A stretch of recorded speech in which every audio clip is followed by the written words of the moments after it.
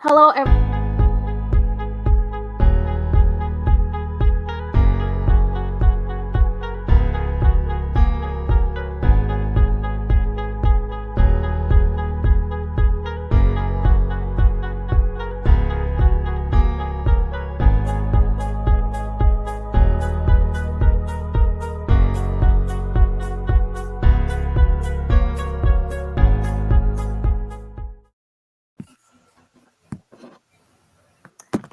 Hello, everyone.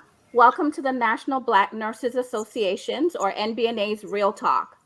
On behalf of the NBNA President, Dr. Martha Dawson, along with NBNA's Board of Directors and staff, thank you for joining this webinar on the topic of COVID-19 vaccine hesitancy and acceptance in individuals with sickle cell disease. My name is Nadine Matthey, and I'm an assistant professor in the School of Nursing at Emory University. I'm also a registered nurse and the chair of NBNA's Sickle Cell Disease Working Group. I'll be serving as the moderator for this webinar, and we're excited to have a great panel of clinicians, sickle cell warriors, and sickle cell advocates with us today to discuss the topic. Before I introduce the panelists, we would also like to thank the sponsor, Johnson & Johnson, for its support of this webinar. We thank blackdoctor.org for co-hosting and live streaming the webinar, and we thank the panelists for joining us to share their expertise. Now I'll introduce the panelists in the order in which they'll be speaking. Dr. Janice Nelson is the nursing director for the New England Sickle Cell Institute and Connecticut Bleeding Disorders Center and Behavioral Health at UConn Health in Farmington, Connecticut.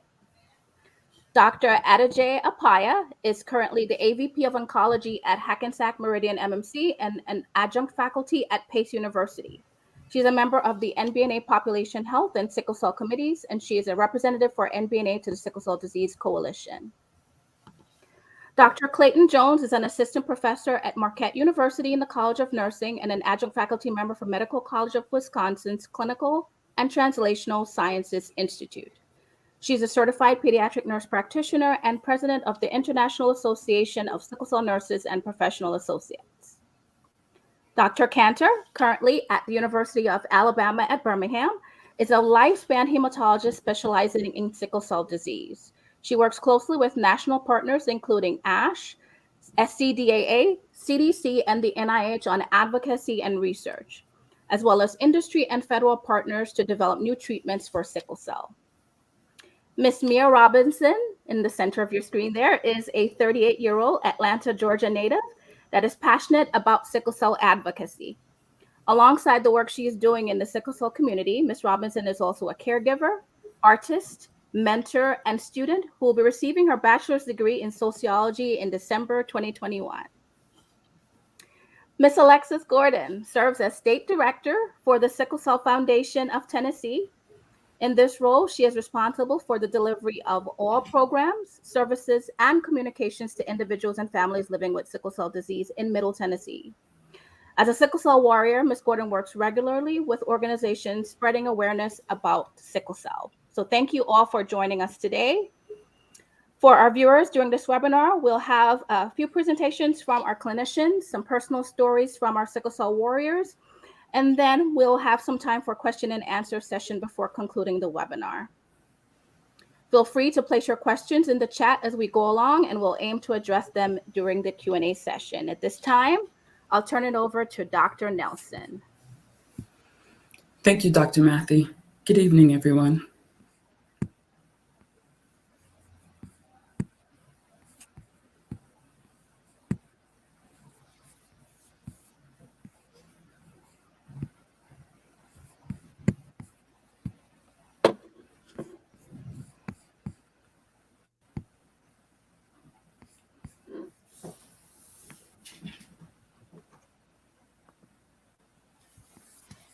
We're taking a moment here just to pull up the slides.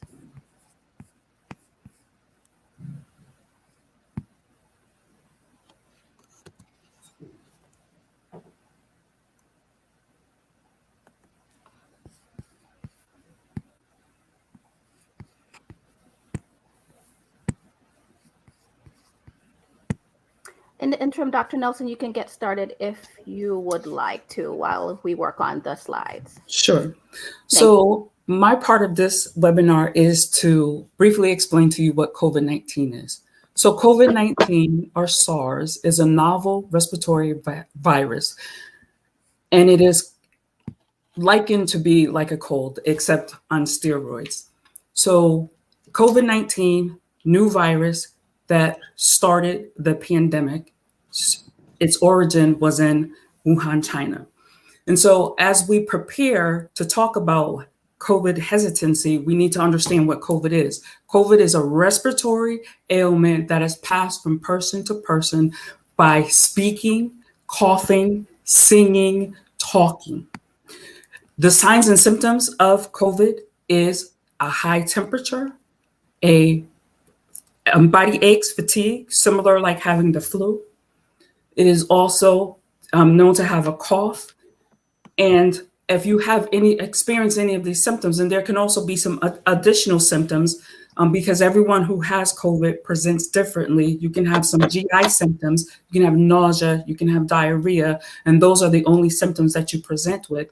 But if you are feeling fatigued, if you have a fever, if you have a cough that you can't explain or it is not related to any other illness that you might have, then you need to have that investigated to find out whether or not you have COVID.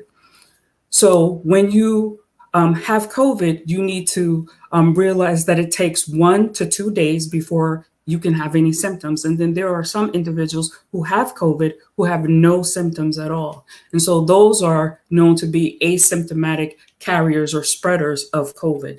So you can have symptoms, a cold, a fever, a cough, or no symptoms and still spread COVID, which is why it's so important for us to wear a mask because, again, it's spread through respiratory droplets. So by speaking, by singing, by talking, coughing, you're aerosolizing it or putting it into the air, which is how it is spread.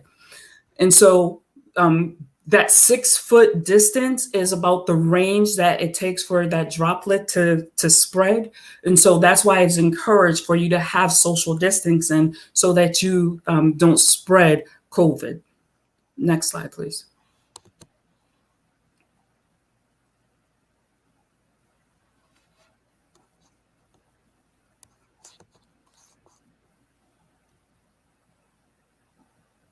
Can you go to the next slide?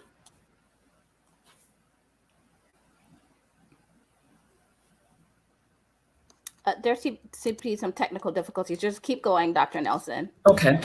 And so knowing what some of the symptoms are is what will send you to be evaluated. Should you have respiratory distress where you're not able to get your air, you're not able to breathe, you have a temperature that doesn't seem to be going down, even though you might be treating your temperature, then you need to go and have that evaluated.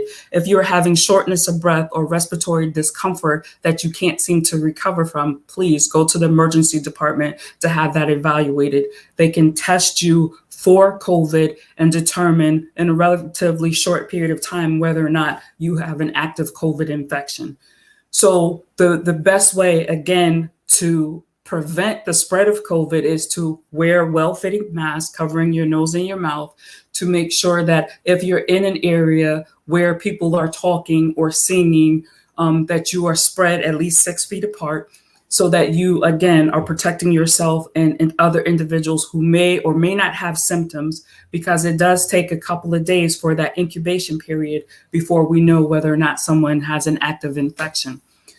Along with that, knowing that you're treating the symptoms because you don't have a cure for COVID. So should you come down with COVID, you're going to treat the symptoms of a fever. You're going to treat the symptoms of a cough. You're going to treat the symptoms of nausea and vomiting by hydrating a person, by giving them medications for their temperature so that they can try to recover. And it does take time to recover.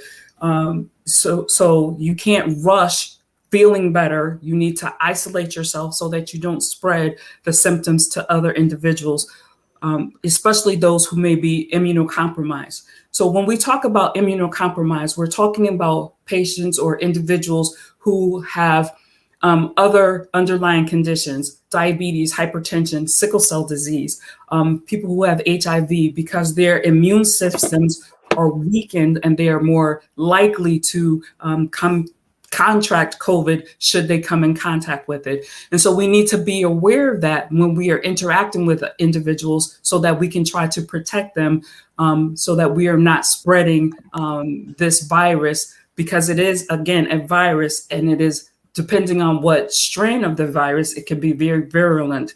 We know that people can get sick. We know that people can die. And so we have to do our part to protect those people around us who are not as strong physically, so that they don't come in contact, or they don't come down with COVID.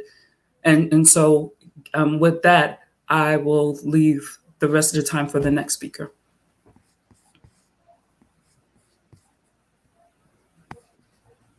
Great. Thank you so much, Dr. Nelson. We'll move on to Dr. Adejay Apaya. All right. Good evening, everyone. So to just go back to the COVID vaccine, one of the main things we know about the COVID vaccine is basically to make sure that we are immune to the disease itself, in this case, a virus, so that we'll be able to tackle it. Studies have shown that after getting the vaccine, it protects us against the virus, ability to contract the infection. In this case, a Delta variant. It typically takes about 2 weeks after you have fully been vaccinated for it to start protecting you. Basically, we call it immunity against the virus, and then also that causes the COVID-19 vaccine.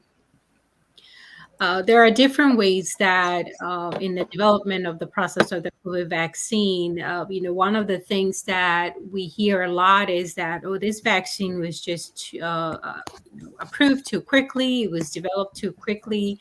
However, the vaccine itself have been in development for a while now in certain situations. So an example is the coronavirus disease, such as the SARS and the MERS that we experienced a couple of years prior to the COVID-19, was part of that process. And it was established that the COVID-19, the vaccine itself, component of it was used in the SARS and MERS treatment process. With that, 3 companies in the United States are basically approved to give us the COVID-19 vaccine, and they are the Pfizer, BioNTech, Moderna, and then the Johnson & Johnson. All these 3 vaccines have different age groups and different components of it. And as twin, we know that the Pfizer vaccine currently is being given to 12-year-olds and up. The Moderna is being given to people over 18 and older. And then the Johnson & Johnson is 18. Recently, we're hearing about the age group of 5 to 11-year-old for the Pfizer vaccine as well, too. We've also heard of a third component, which some people call a third vaccine dose. Some people are calling a booster shot. But basically, it's for people who are 65 years and older, which is how it started with the boosters, with 50 to 64 years underlying medical conditions, or 18 years or older, who live in a long-term care setting, also be able to have the boosters. Then we have the third vaccine, which is similar, which anyone from that age group of 18 and above can receive it as well. The side effects of the vaccine, it's very similar to the cold, as mentioned prior. The common side effect at the arm or site where you get the shot is the pain, redness, and swelling. And then obviously throughout your body, you will also have some, feeling of tiredness, having a headache, muscle pain, chills, fever, and nausea. And as we continue to learn more about the virus, these are the most common ones that side effect wise that's known. Some people also do report side effect after their second shot. Some we reported after the first shot. So it really differs from person to person, which also tells us more about how we're very diverse and different when it comes to getting the vaccines.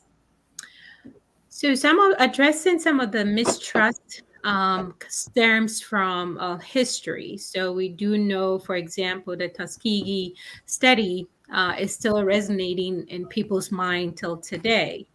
And it takes more than just going to a community to say, here's a new vaccine, you have to take it. So that collaborative approach with community leaders, stakeholders, organizations such as the National Black Nurses Association, the Black Doctors, also makes it more visible for our communities to be able to embrace the vaccine.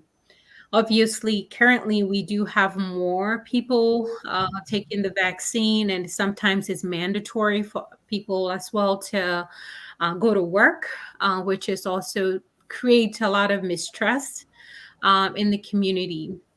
A few ways we can address those mistrust is have forums such as this to talk about it and equip our nurses and our community and people in general in regards to the real facts about the vaccine, and be able to have a forum where people can discuss it. Mistrust comes with hesitancy, and as I mentioned, sometimes history can move us forward, and history can also make us question a lot of things. Now we do have a lot of us who are very knowledgeable in regards to researches that have gone through, and also be able to educate our communities in regards to that, to decrease that hesitancy.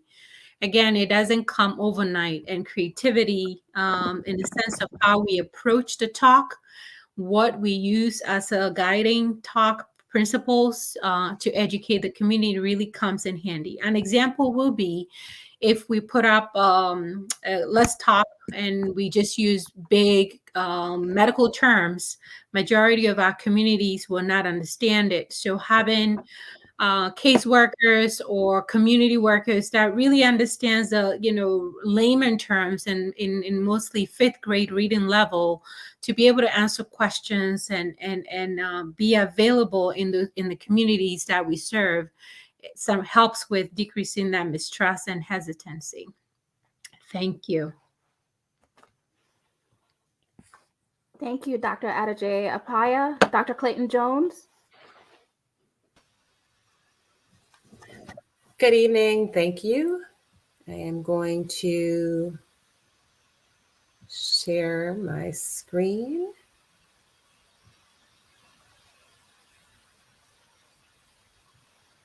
I'm hoping.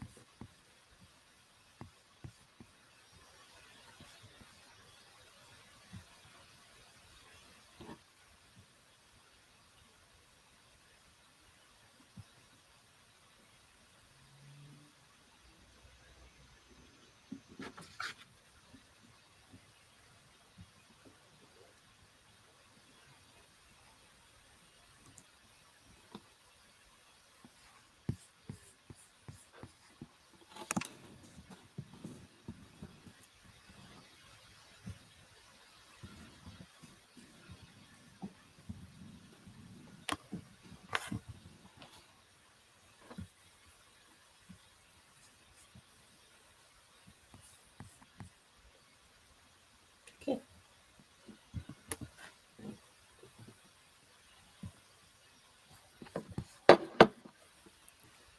All right. Thank you so much for your patience. And I am going to give a brief overview of sickle cell disease. And I will start with giving some general information about sickle cell disease, and then I will provide an overview of pathophysiology and share common signs and symptoms that we will see.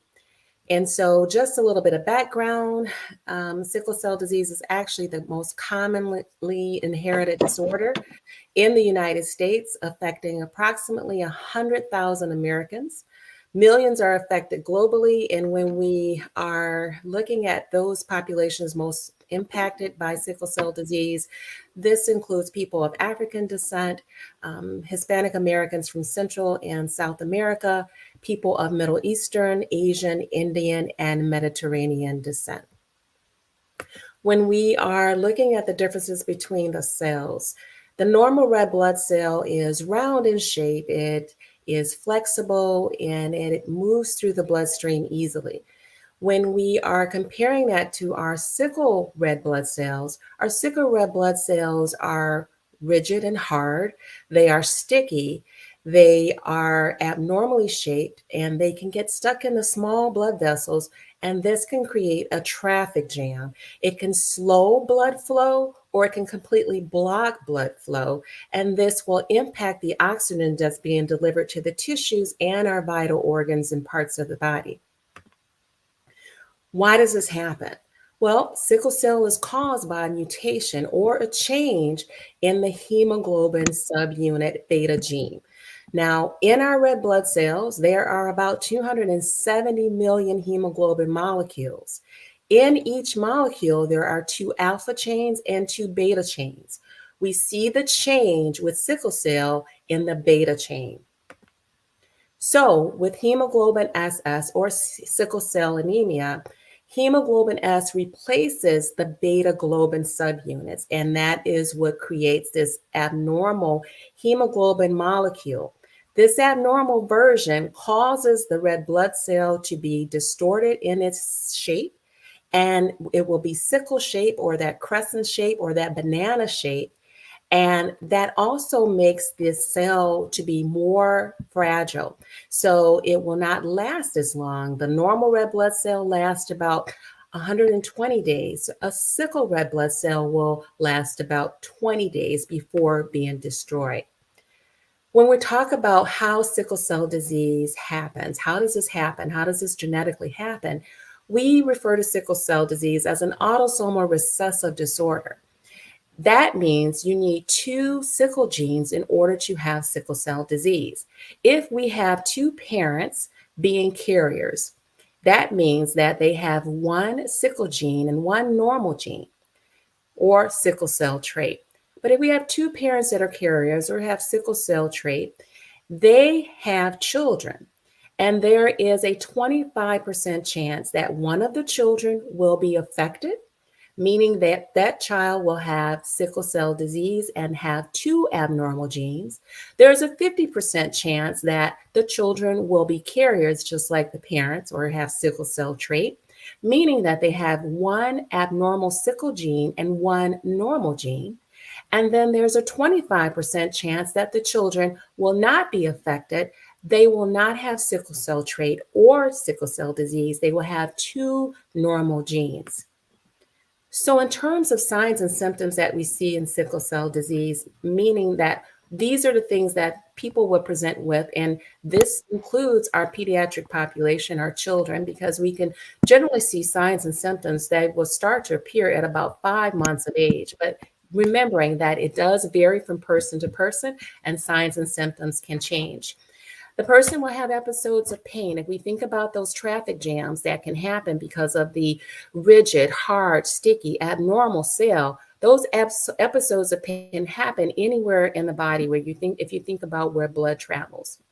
The person can also experience anemia because the sickle cells are more fragile. They break, they die easily, leaving a shortage of red blood cells, and that leads to anemia, which can also cause the body to not have enough oxygen on board where it's needed and can lead to fatigue.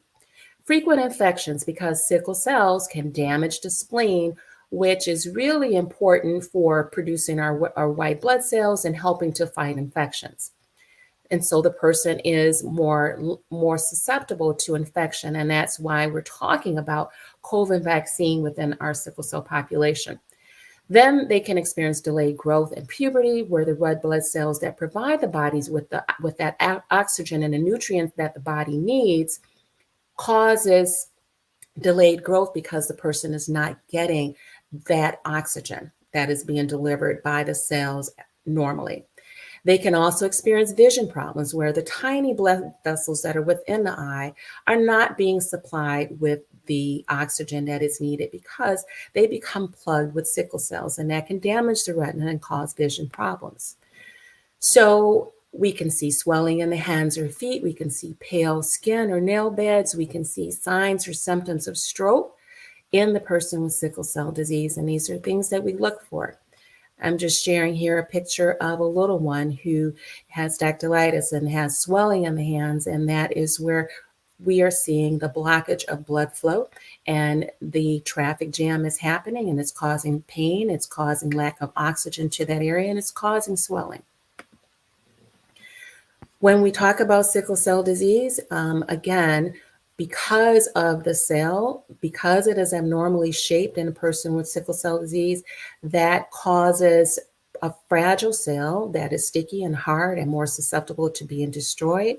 We have anemia because cells are being destroyed and the body is not necessarily able to keep up with producing new red blood cells.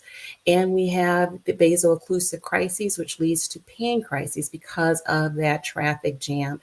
And all of these blockages can lead to not just not having oxygen delivered to the tissue, but it can lead to organ damage, and it affects the eyes, the brain, the heart, lungs, kidney, spleen, and more. Thank you. Thank you so much, Dr. Clayton Jones. Now we'll have Dr. Cantor, the last of our clinician presentations.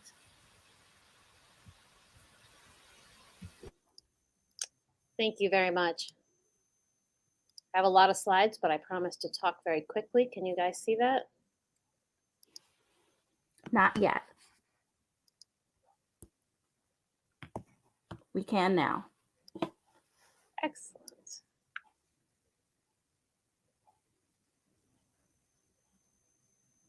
Sorry, just trying to get the slideshow so it's easier to see.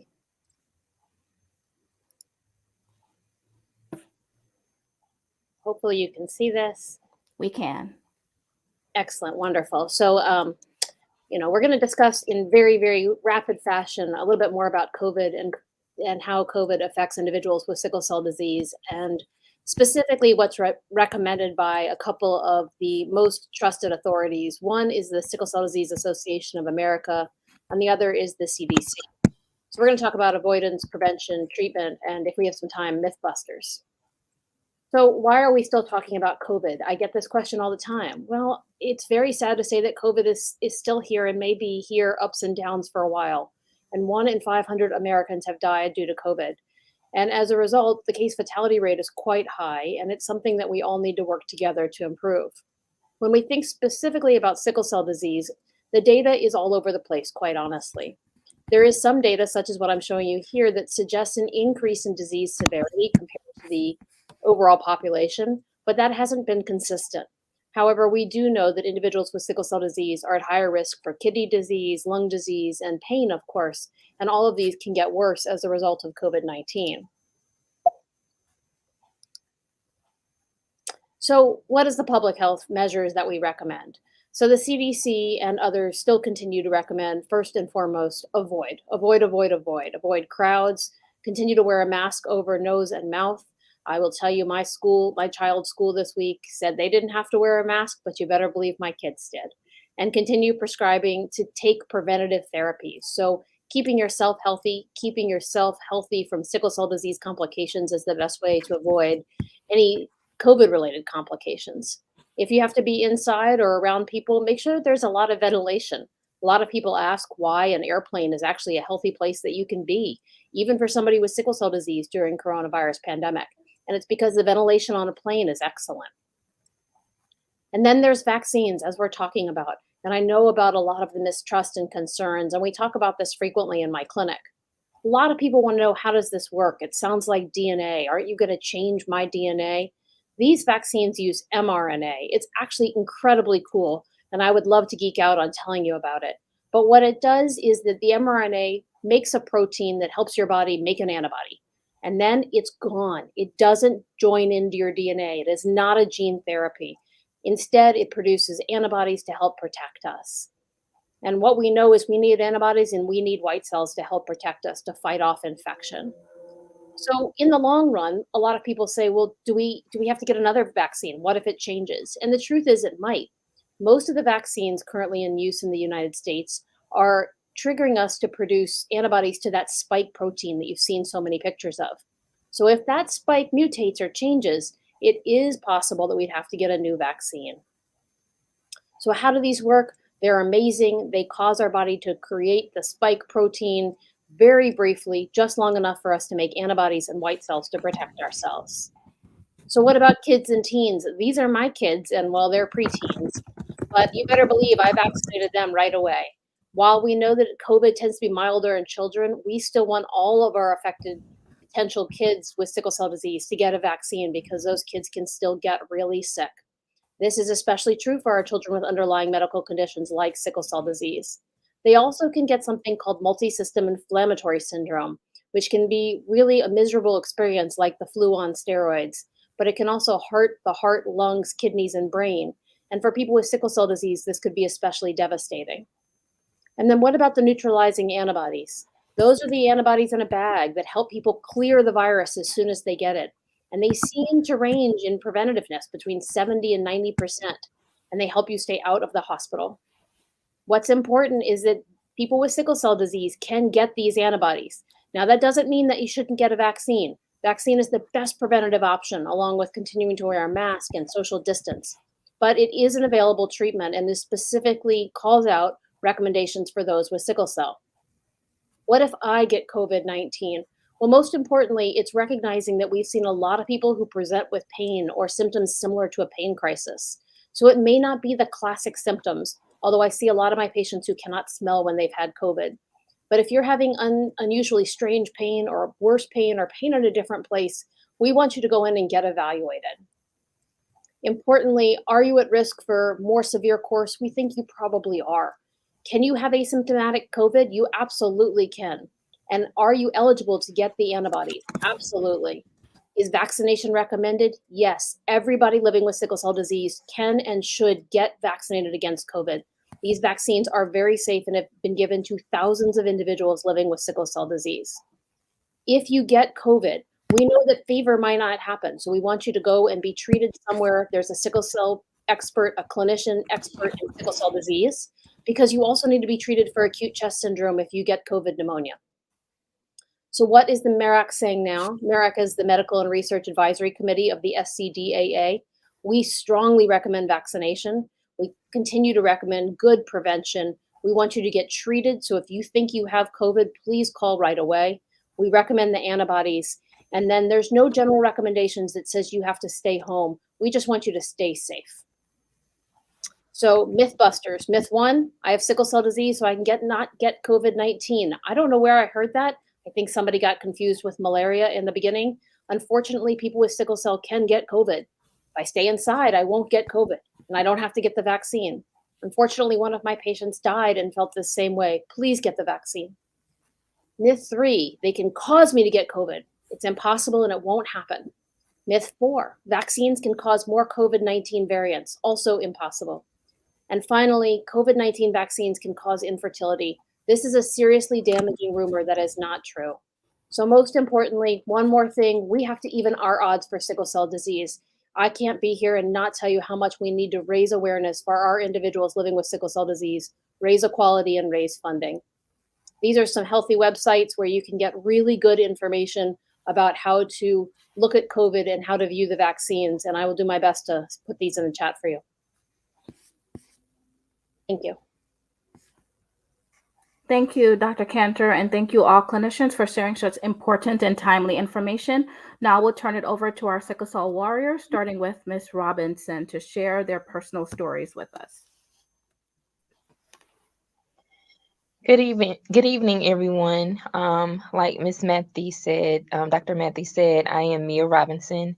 I am a 38-year-old Atlanta, Georgia native, and I've been involved in the sickle cell community pretty much all of my life. As a kid, my first sickle cell crisis was 9 months old, I believe. And of course, with my mom, she didn't know anything about sickle cell disease. She panicked, worried, and she took me to the hospital, and she learned that I had been diagnosed with sickle cell disease and that the sickle cell community of Georgia had been looking for me. Growing up, I went years in between hospitalizations. Most of my crises were managed at home. I only had pneumonia maybe at 11 years old. That's not something that still bothers me now. Um, I couldn't be a normal kid, of course, jumping in the pool with the extreme weather. We would get sick automatically. Playing basketball or just playing anything with your cousins or your friends, you automatically get sick. Trying to climb Stone Mountain for a school field trip, I went into a crisis. My first plane ride, I went into a crisis, not knowing that the elevation affects the oxygen, which affects our red blood cells. So, like I mentioned, as a kid, it was not as bad as it has been as an adult. I began to have more chronic pain, and over the years, I've learned different techniques of what works for me and what doesn't, what medications I can take that work best for me and what doesn't. It's really been an ongoing learning process. I do feel like my love for the sickle cell community and advocating is to see so many warriors, as you mentioned, um, completely just thriving and living their best lives, even despite of sickle cell and the things that it has done to us. Um, the term warrior to me just means someone who is resilient. Their strength is immeasurable. Um, they know how to fight sitting down, and I don't mean fighting physically. That's also mentally, spiritually, because with sickle cell disease, or I'm pretty sure any other type of chronic illness or just whatever, it can be very consuming and it can start to mess with you mentally and spiritually. So a warrior knows how to fight on all those levels and just continues to fight. When this pandemic happened, I don't think I was the only one that was a bit paranoid. Um, of course, I did not want to leave home because my system is immunocompromised. My mom, she's a breast cancer survivor. I help with her, and I didn't want to expose her either. But I was still hesitant to get this vaccine. Um, I felt like people were just as confused about the virus as they were the vaccine.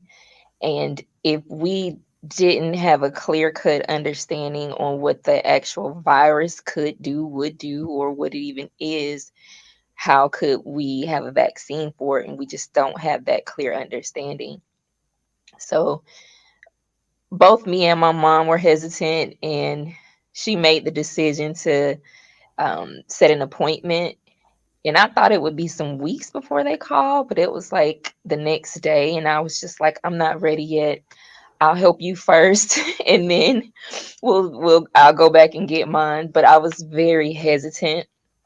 And once I saw that my mom did okay, I went ahead and scheduled mine as well. But I think the deciding factor for me was with getting vaccinated is because I felt like I would be isolated. I felt like because we were on lockdown and because of this pandemic, we're imprisoned to our homes. And, everybody isn't as lucky as us to have nice homes and, be okay with where we are. But even with that, I just felt really anxious about being outside, just period. Um, my family has always gotten together and we're a big family, so we couldn't participate in those activities anymore. They say don't have a large amount of people, but a typical weekend with my family is at least 25 to 30 people. So it was just the anxiety of it all, going out, I still wanted to be able to do my advocacy work.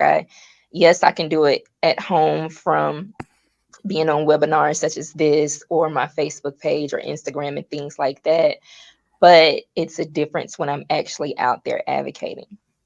So it was just at a point where it was like either we take the vaccination or we continue to be paranoid about this and may have to take Xanax. And I just chose to take the vaccine because I felt that was the best thing that I could do. I didn't want to put myself at risk. I felt like it was better safe than sorry, even though I've overcome many, many things. And for a split second, I might have been like, oh, well, I got this too. Even if I got the virus, I've overcome so much. I can get past that too. But it was like, okay, even if you get the virus, the issues that come with it, even if you survive it, is just a whole different ball game. So I just felt comfortable with the decision to get vaccinated for my own anxiety and anxious issues with it. So Thank you so much, Ms. Robinson, for sharing your story with us. Now we'll ask Ms. Gordon to do the same. Hi, can you hear me? Yes. Super. Thank you. So thank you for having me. It's my pleasure to meet you all virtually. I've dubbed my sickle cell disease experience as blessings and miracles. So here's my story. Lifelong traits instilled by my parents included faith, education, and self advocacy, which I have carried through adulthood. Throughout my life phases, I've made every effort to learn my body and learn how to identify triggers that could negatively impact the handling of my version of sickle cell disease, thalassemia beta plus. Growing up, I was blessed to have a mother who was also a nurse. She remained abreast of treatments and remedies related to my disease, and she taught me to be an advocate for myself and my treatment. My parents also instilled a Christian faith in me that helped me learn my purpose and develop a spiritual confidence in dealing with the many uncertainties life throws my way, including sickle cell disease. This faith is woven into all of my life experiences. I was diagnosed with sickle cell trait during my newborn screening, um, federally mandated for African American babies born in the United States as of now. Over the decades that followed, my type of sickle cell disease was categorized as anemia and subsequently thalassemia beta plus. I basically lived through the science of and the science discoveries and evolutions as more data was gathered related to sickle cell disease. As an adolescent, my medical team, made up of my hematologist and my primary care physician, was often consulted on my desire to engage in physical activities and even travel long distances. I specifically remember consulting with them about wanting to play basketball as a 14-year-old and the intense conversation that entailed. Concerns were raised about exertion or an injury causing a stress induced pain episode. So that request was denied. But I did eventually join the dance team, which helped fill that activity void. During my elementary and middle school years, I was regularly admitted to the hospital during the fall, specifically the November timeframe. I vividly remember being in the hospital every Thanksgiving for about 5 years straight with my primary care physician and hematologist basically tag teaming and visiting my room to order tests. That is also about the time I fell in love with the Thanksgiving Macy's Day Parade because I would watch it during each visit, followed by my dad watching NFL football, which I also grew to love. As a young adult going away to college, I was equipped with a care treatment plan for pain episodes when they occurred. I shared that care treatment plan with the on campus clinic and nurses, as well as the resident assistants in my dormitory. I also reviewed this plan with my roommates in an effort to ensure management of any pain episodes. My care treatment plan included instructions from a hematologist and primary care physician that detailed ways to prevent pain episodes, ways to immediately address pain episodes by starting pain meds, resting, informing my resident assistant and professors as needed, as well as instructions and pain management plans to be provided if I had to visit the hospital emergency department where I was, if required. It was also imperative for me to be able to provide these details because, as a rare disease, many in the medical community are not familiar with the pain management process for sickle cell patients. I was taught early on what to do during a pain episode, when to seek medical help, and the triggers that could cause my pain episodes. I only visited my school clinics a few times during my undergraduate years, but the nurse practitioners were receptive to providing me the assistance needed. Area hospital emergency departments were a little less helpful, and most considered me a drug seeking addict. Sickle cell patients typically have small or thin body frames, which sometimes led to assumption of drug addicts during the 90s. I fit that body structure description then, and during a pain episode would appear frail. More often than not, I wouldn't go to the hospital during a pain episode, knowing these were likely the uninformed individuals of the medical community that I would encounter. During a pain episode, it is often difficult to breathe, let alone talk in depth as to why I need Tylenol 3 with codeine, or even more difficult to have an extended conversation on how I even know what to ask for to help with my situation. This experience occurred too many times to count, so I won't belabor the point. Just know I learned a lot during my experience with some in the medical community. In keeping with the educational component of my upbringing, I also aggressively pursued a graduate degree, which provided an opportunity for me to learn how stress triggers can affect my pain episodes.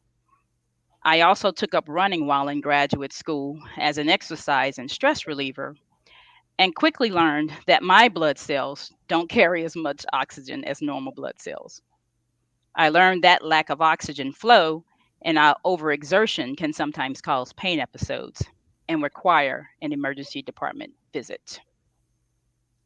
Fast forward to marriage and childbearing age, I continued to learn my body. Much of what I experienced during my college years taught me tremendous lessons on pain management and triggers, many of which I effectively incorporated into my daily life. They include weather awareness, cold temperatures are a no, altitude changes. Flying was fine for me, but I knew I couldn't travel to areas with high altitudes and low oxygen, like Denver, Colorado, for instance. I had to plan ahead for potential stressful events, final exams being one. I had to modify my exercise regimen with revised breathing techniques and patterns. I also learned that alcohol intake must be limited. Alcohol reduces blood oxygen level, which is not good for sickle cell patients. I was blessed to give birth to not one but two miracle babies, who I call heartbeat number one and heartbeat number two. Following the self advocacy skills that I'd been taught and enhanced over the years, I spoke with my OBGYN about my illness. She was not well versed in sickle cell disease, but was willing to learn and listened and was receptive to what worked for me. She consulted with my hematologist, and together we developed a pregnancy plan to manage my pain episodes when they occurred. That partnership was a pleasant surprise, and she navigated me through both of my pregnancies. Together, we learned how to manage the triggers and recognized how sickle cell disease expanded my pain threshold, to the point where birthing pains were mild to moderate and my deliveries were complication free. Giving birth was something I never thought I could do, but I continued to learn my body and my capabilities that God had given me.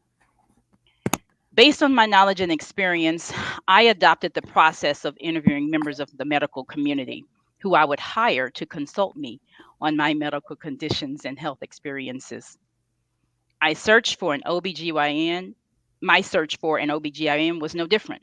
As mentioned, she was not highly familiar with sickle cell disease, but we had several conversations of what my pain episodes were like and how they should be treated. She was open, honest, and frank.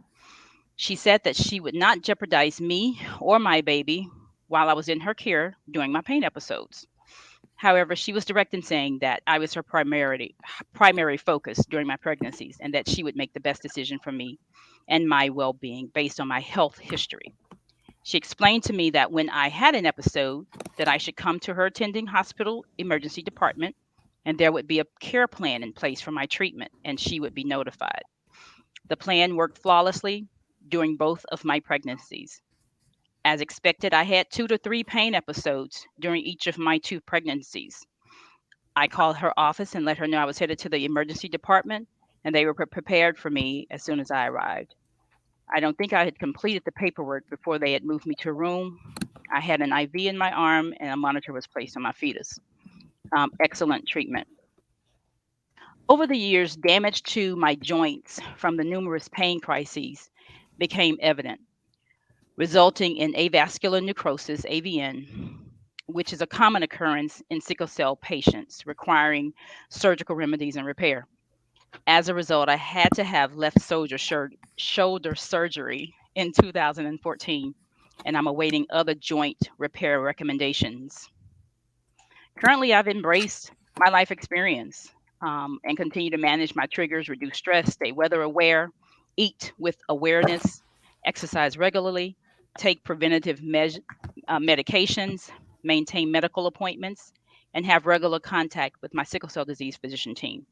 As an adult, I've been blessed to establish a career while managing my sickle cell disease. However, I am well aware and know several adults living with sickle cell disease who are unable or have difficulty with regular employment due to issues related to sickle cell disease. In hopes of providing my perspective and my life being an example, my labor of love is to assist others with managing and living with sickle cell disease.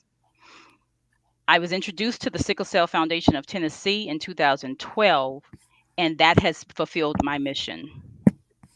I also participate and represent the Sickle Cell Foundation on several research projects related to sickle cell disease, which focus and research on dissemination practices, guides to sickle cell disease, etc.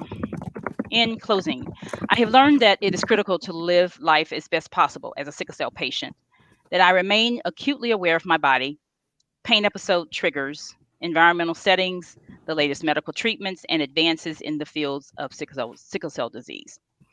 My lived experience makes me an expert in my health, and self-advocacy is key to living productively.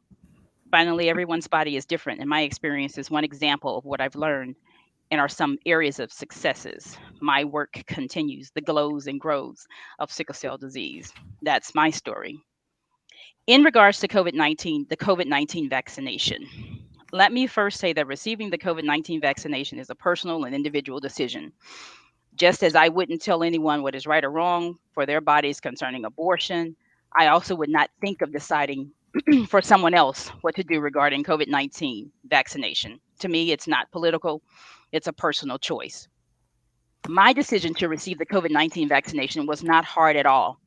Having worked in the sickle cell disease research realm, I was already familiar with the messenger RNA process used in the COVID-19 vaccine, as messenger RNA is also used in one of the sickle cell disease treatments currently on the market, and mRNA is not a new procedure. Sickle cell disease makes me high risk from any health issues that could negatively impact my breathing and blood flow. I was not taking any chances on a disease that directly attacked my lungs. I also refused to chance getting my mom or anyone else sick from getting COVID-19 from me. I already stayed and socialized in a close knit circle, so we all agreed early on to pay extra attention to any and everyone we were around and to practice the highest level of sanitation and prevention. Additionally, from a career perspective, the company I work for has also mandated all employees get vaccinated if you're intending to come back to the office.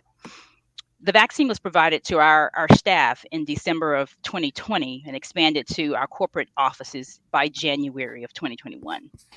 We worked virtually for the full 18 months of the isolation and lockdown, only recently starting to go back to the office as each person sees fit. Finally, my daughter was in virtual high school 100% of the time, but my son was a high school senior in face to face learning and a member of the football team. So he was prioritized in our family to get vaccinated, and he actually got his vaccination before I got mine. My son has sickle cell trait, and my daughter does not have any form of sickle cell disease. Both of them, however, will get their Pfizer boosters this weekend. I am fully vaccinated, and I'm awaiting the Moderna booster. I have no regrets about getting the COVID-19 vaccination. I appreciate the opportunity to share my story. Thank you for having me. Thank you so much, Ms. Gordon and Ms. Robinson, for sharing your personal stories with us. I'm hopeful that the information you shared will be helpful to our viewers. In the quick minute we have remaining, we'll answer a couple of questions, chief of which, can someone with sickle cell get the vaccine? Dr. Cantor, do you want to just reiterate and address that one? Absolutely. It is safe, highly recommended, and we wholeheartedly encourage individuals with sickle cell disease to get all of the vaccines that are, any of them that are available. They are all safe. Great, thank you. Another quick question: should African American women get checked for sickle cell trait when considering pregnancy? Who would like to take that one really quickly? I'm going to tell you that I think everybody may need to get checked, because it's actually not just carried by African Americans or Black women in the United States. And importantly, if you have sickle cell trait, your partner might not know that they could carry a different kind of hemoglobin problem. I already saw somebody asked about what thalassemia really means and if alpha thal is the same thing. Mm-hmm.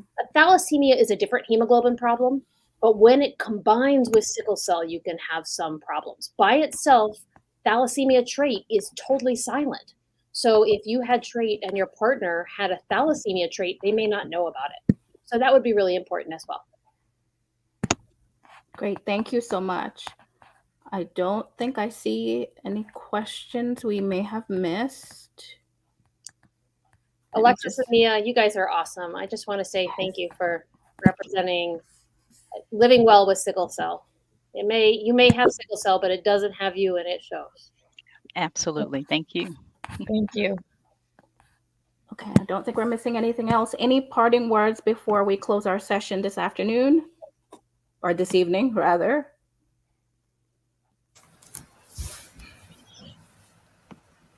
Okay, so I thank you all again for the wonderful information you shared. As we end our time together, we would like to once more thank the sponsor, Johnson & Johnson, for its support of this webinar. We thank blackdoctor.org for its support of this webinar. We thank them for helping to co-host and live stream it as well. And we thank the panelists for joining us to share their expertise, as well as you viewers for your participation. We hope the information has been helpful for you. We will now ask our host to share some links to other resources that may be helpful for you to find out additional information about sickle cell disease and about COVID-19 vaccines. Remember to think about it. Talk with individuals whom you trust. Talk with your healthcare providers. Everyone, get the information that you need, make a decision, and then move forward with that decision. We are hopeful that you were able to garner some information that will be helpful for you in doing that. Thank you so much again, and don't forget to tune in to the next edition of NBNA Real Talk, which will be on the 17th from 7 to 8 on the topic COVID-19 vaccine confidence and acceptance in African American men and COVID-19. Have a good evening and take care.